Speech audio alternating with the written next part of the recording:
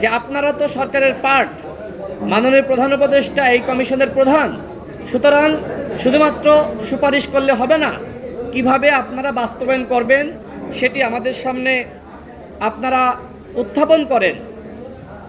কিন্তু আজকেও আসলে তারা কোনো সিদ্ধান্ত নিতে পারেনি। আমার কাছে মনে হয় সরকার এক ধরনের সিদ্ধান্তহীনতায় ভুগছে। তারা হয়তো দায় নিতে চাচ্ছে না, তারা মনে করছে আমরা যদি সিদ্ধান্ত নিই, সেটি যদি কোনো দলের বিরুদ্ধে যায়, সেই দল তো আমাদেরকে শত্রু মনে করতে পারে।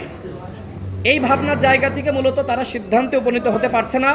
আজকে দিনব্যাপী যে আলোচনা হয়েছে, আমি সর্বশেষ বলি, সরকারের পক্ষ থেকে আমাদের সামনে অর্থাৎ ঐক্যমত কমিশনের পক্ষ থেকে যে খসড়া চূড়ান্ত অভিমত দেওয়া হয়েছে, আজকেও এটি আলী রিয়াজ স্যার বলেছেন যে এটা আসলে সরকারের চূড়ান্ত সিদ্ধান্ত না, জাস্ট এইটি আলোচনা করার জন্য দিয়েছেন। এর আগেও তারা 4টি বিষয়ে আলোচনা করেছেন, যে জুলাই জাতীয় সনদ অধ্যাদেশের মাধ্যমে, নাকি নির্বাহী আদেশে, নাকি গণভোটের মাধ্যমে, নাকি বিশেষ সাংবিধানিক আদেশে বাস্তবায়ন করা হবে।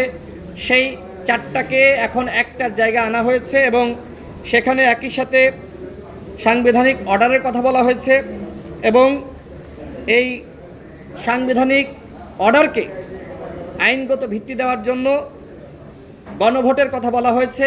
একই দিনে জাতীয় নির্বাচন এবং গণভোট, সেখানে হা বা না ভোট নেওয়া হবে।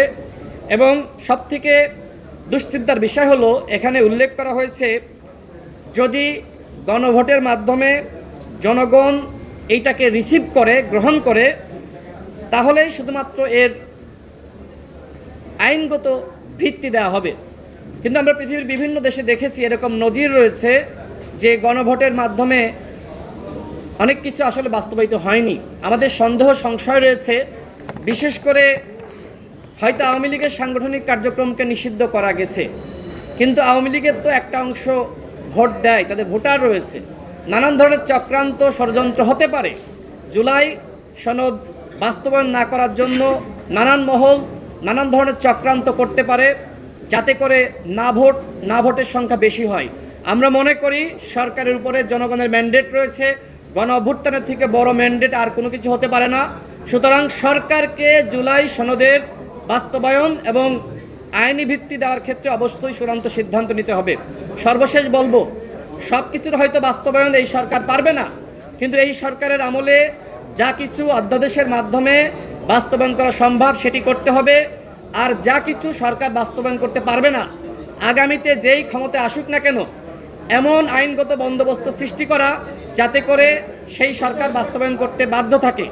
এখন সরকার যদি এই আইনগত ভিত্তিটা জুলাই সনদের দিয়ে যায় এবং জাতির সামনে যদি সবগুলো দল কমিটমেন্ট রাখে, যে ধরনের আয়োজন হয়েছে আমরা দেখেছি জাতীয় সংসদ ভবনে জুলাই ঘোষণাপত্রকে কেন্দ্র করে, ঠিক আইনগত ভিত্তি দেওয়ার পরে যদি জাতীয় সংসদ ভবনে এই ধরনের একটি আয়োজন অনুষ্ঠিত হয় এবং পুরো দেশবাসীর অংশগ্রহণ, ফ্যাসিবাদ বিরোধী সকল শক্তির অংশগ্রহণ থাকে, তাহলে কেউ এটাকে ভায়োলেট করতে পারবে না।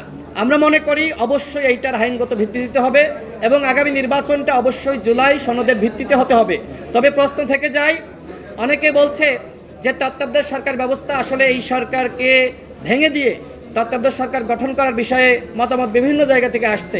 কিন্তু প্রশ্ন হলো, আমরা যেখানে এই জুলাই সনদ নিয়ে, রাষ্ট্র সংস্কার নিয়ে ঐক্যমতে পৌঁছাতে পারছি না, সেখানে তত্ত্বাবধায়ক সরকার গঠন নিয়ে কে হবে প্রধান উপদেষ্টা, কে হবে উপদেষ্টা, এই বিষয়ে তো আমরা চূড়ান্ত সিদ্ধান্তে পৌঁছাতে পারবো না। এবং আমাদের এই দ্বিধাদ্বন্দ্বের সুযোগে আওয়ামী ফ্যাসিবাদ আমাদের বিভাজনের সুযোগে তারা কিন্তু মাথাচাড়া দিয়ে উঠতে পারে। সুতরাং আমরা মনে করি আগামী নির্বাচন ডক্টর মোহাম্মদ ইউনূসের নেতৃত্বে হওয়া দরকার এবং অন্তর্বর্তীকালীন সরকারের অধীনে আগামী নির্বাচন হতে হবে।